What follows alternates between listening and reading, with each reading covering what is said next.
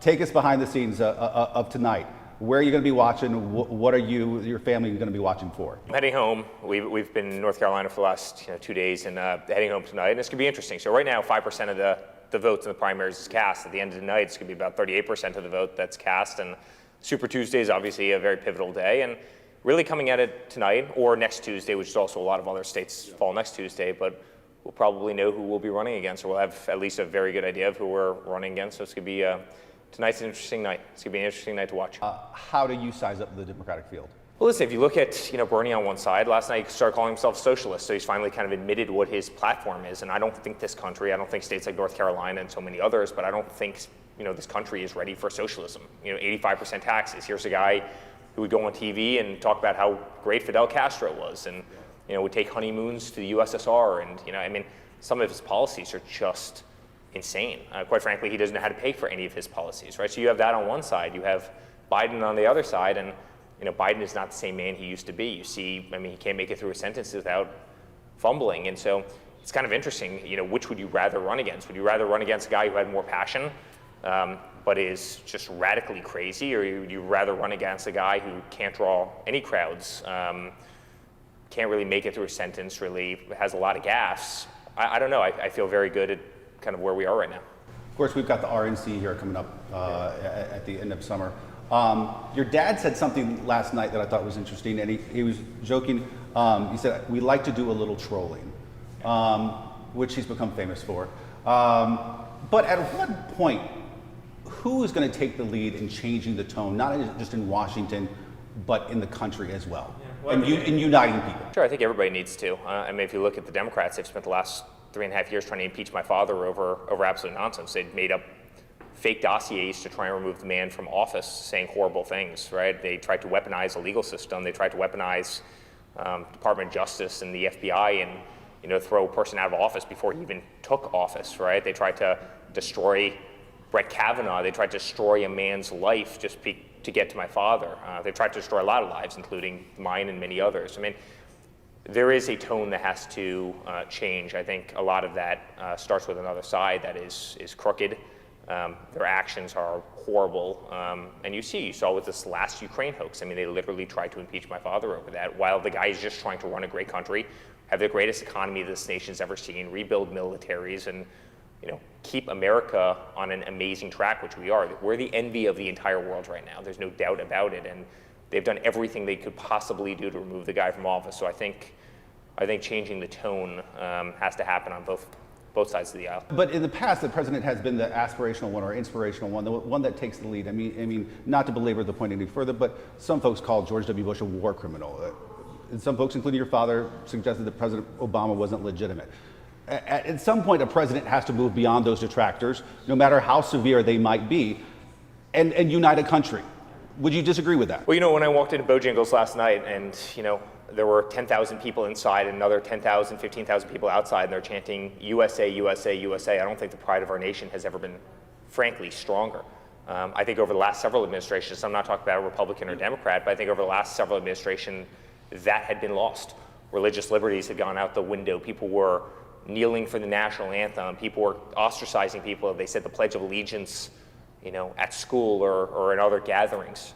I really think this nation lost its way. Then you walk in last night, you walk into a crowd of tens and tens of thousands of people, and people are chanting 4 more years, USA, USA. The pride of this nation is back, and I actually attribute that to my father. I'm telling you, it wasn't there 4 years ago. It was not there at the end of the Obama administration. I asked my Facebook fans if they had any questions of you. It being Facebook, some of it was just outlandish. But there were a few good nuggets in there. Follower Ann Booth wants to know, does the president have to tweet about everything? It hurts him somewhat, I think. A lot of people argue that. I also argue you can't take the fighter out of the fighter, and I've said that always, right? Tyson was one of the great fighters ever. He had a knockout punch, right? You could never take the fighter out of, and that's who my father is. My father, this country needed a fighter. This country needed somebody to go in there and be that person. They needed somebody to go out and speak about issues that no one else, for a long time, every politician would hide behind true issues. It's why China was ripping us off. It's why Mexico was ripping us off. It's why the entire world was laughing at us for a long time. And my father went out and using Twitter very effectively. He started calling those countries out. He started calling people out. He started calling injustices out. And I think we're a better place. I think he's really opened up the curtains to a lot of the things that were wronging our nation. And that's his style. That's who he is. You can't change somebody's DNA. He's a fighter, and when he sees injustice, when he sees something he disagrees with, he'll call it out, and he has an amazing platform to do that. Speaking of platform, speaking of policy, there was a policy question. Walter Kimball asked, neither Trump nor Biden have a clear vision of healthcare going forward. Can you shed some light on the Trump side? Well, listen, I think my father does have a very clear vision of healthcare. In fact, prescription drug prices are dropping, the likes of which no one's ever seen before. Obamacare was one of the great disasters of the world, which was, quite frankly, orchestrated by Biden. Obamacare is more popular than it was years ago. Obamacare has been a disaster for this nation. The medical prices in this country have skyrocketed. It's made it all but unaffordable for companies to provide health insurance. You were penalizing people before my father got rid of the mandate for people who chose not to take health insurance because they couldn't afford it. You had the greatest lie perpetrated on the American people of all time, which was you can keep your plan, you can keep your doctor. You didn't get to keep your plan, you didn't get to keep your doctor. And as Obama famously said, it was going to save you $2,500 a year. It didn't save anybody money. In fact, it cost them more. But your father had a majority with the House and Senate the first 2 years he was in office. That was the time to change it if you guys were going to change it. And there were a lot of things that were changed. Obviously, they got rid of the individual mandate, and it would have been changed had it not been for one vote. And I think you remember that one person, very, very well. But prescription drug prices have fallen. There's much more competition out there, and my father's working on it every single day. It's something he cares about. He's increased competition across state lines, which is incredibly important. I mean, I'm a business guy. We'd go out, we'd bid private health insurance, and you'd have one company bidding on it. Now you have 5 or 6 companies bidding on it, and that's what you need in this country. You need competition.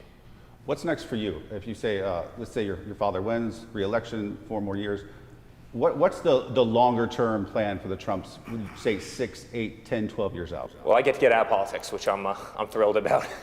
No, listen, we're very fortunate. We've got an amazing company, and that's where I spend the majority of my time. But I believe my father's message. I believe in everything he's done to better this nation. He's done a phenomenal job. We've never had a better economy. We've never had a stronger military. We've never had lower unemployment, African American unemployment, Hispanic unemployment, female unemployment. Consumer confidence is the best it's ever been. 401ks are through the roof. Pension plans are solvent again, where they were totally insolvent 3 years ago. I mean, the man has done an unbelievable job, and I'm proud of him. And I was the first one to stand by his side and say he would do that incredible job, and that there would be no one who would work harder. And he's doing that right now. And I care that he wins again. And I don't know. It's a brutal world. It's a brutal world. I'd never say never to anything, but it's a nasty world. It's much tougher than I ever thought it would be looking in. But you can also do incredible things for this nation. We're patriots. We love this country, and we will do anything we can to fight for it. You said before that you have a gravitation towards North Carolina. Why is that? Well, my wife's from North Carolina. She's from Wilmington, Wrightsville Beach, and so we spent a lot of time here. And we named our daughter Carolina. My wife just loves the state, and we love the state. And we have property here, so we spend a lot of time down here. And honestly, when you walk into Bojangles last night, you walk into the rally, you feel the love of this state. It's a state my father's going to win again. It's a state that we love. It's a state that I have family connection to. It's a state that we have businesses in, and we love North Carolina, and we're going to win it again in November. I think unaffiliated and Democratic voters outnumber Republicans in percentages in the state. What do you guys do to reach out? You got your core base, those folks who were there at Bojangles last night. They're going to be there for you no matter what, you know that.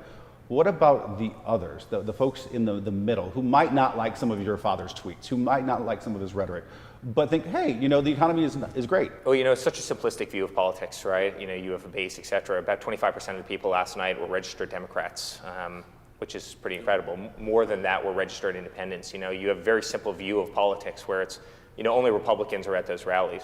No.